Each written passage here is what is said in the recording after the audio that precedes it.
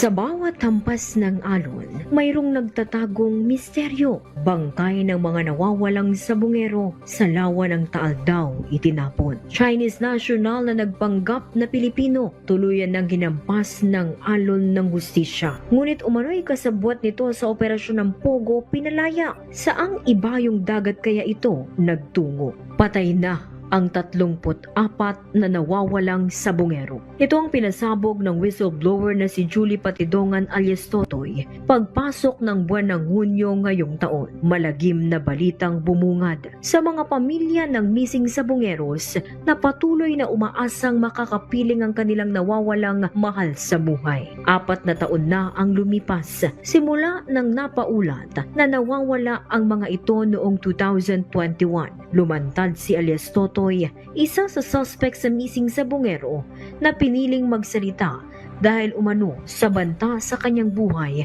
at kanyang pamilya. Gambling tycoon na si Charlie Atong ang itinurong mastermind. Aktres na si Gretchen Barreto idinawit din. 15 pulis at iba pang makilalang personalidad isinangkot na miyembro umano ng Alpha Group. Marami yan. Kaya katulad nung ito lang muna yung nabanggit ko na yun si Mr. Atong Ang, William Ang, Eric De La Rosa, plus additional Jerry Ramos, Congressman Sani Lagon, Engineer Celso Salazar, Jan Capinpin at Caroline Cruz at marami pa yan. Kwento pa ni Patidongan, hindi lang 34 na sabungero ang napatay na. Mga nahuli umanong nandaraya sa sabungan, unti-unting sinasakal ng wire hanggang sa mawala ng hininga at saka itinatapon sa lawa ng Taal, Batangas ang bangkay ng mga ito. Matapos ang revelasyon, Philippine Coast Guard umaksyon, lawa ng Taal sinisid, mga sakong may lamang mga buto ng tao na iahon mula sa lawa. Mula Hulyo hanggang Oktubre ngayong taon, halos 700 buto na ng mga tao ang narecover pero wala pa sa mga ito ang nagpositibo sa DNA ng mga kaanak ng nawawalang sabungero. August 2025, formal nang kinasuhan sa Department of Justice ng mga kaanak ng nawawalang sabungero si Atong Ang at 60 iba pang isinasangkot ni Patidongan kabilang si Barreto. Atong Ang at Barreto itinanggi ang akusasyon alias Totoy na dati niyang katiwala, tinangka umano siyang kikilan, grave threat, grave coercion, attempted robbery at iba pang kaso isinampa kay alias Totoy. Pero giit ni alias Totoy, hindi siya kayang mabayaran ni Ang. Ang masasabi ko sa iyo, Mr. Atong Ang, hindi mo ako kayang bayaran ang pera mo. Ubusin mo yan, kakagastos, lahat ng koneksyon mo.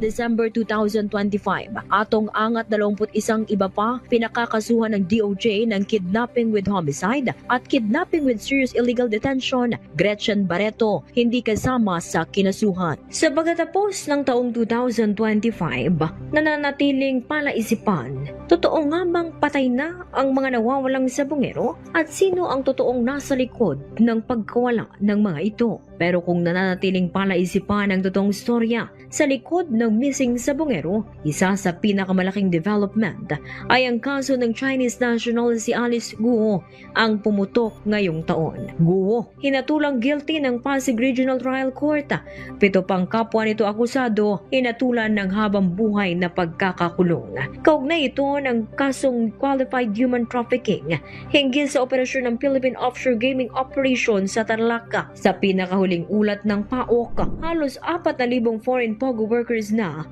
ang napadeporta pero kinatawan ng Lucky South 99 POGO firm na si Cassandra Leong pinalaya na mula sa Women Correctional. 1 milyong pisong reward money sa makapagtuturo kay Cassandra Ong inalok ng Department of Justice. Pero saan nga kayang bahagi ng bansa o iba yung dagat sumuot si Ong? Malalambat pa kaya siya gaya ng pagkalambat kay Guo? Para sa DZRH Rewind 2025, ito si Tina Nolasco ng DZRH, una sa Pilipinas, una sa Pilipino.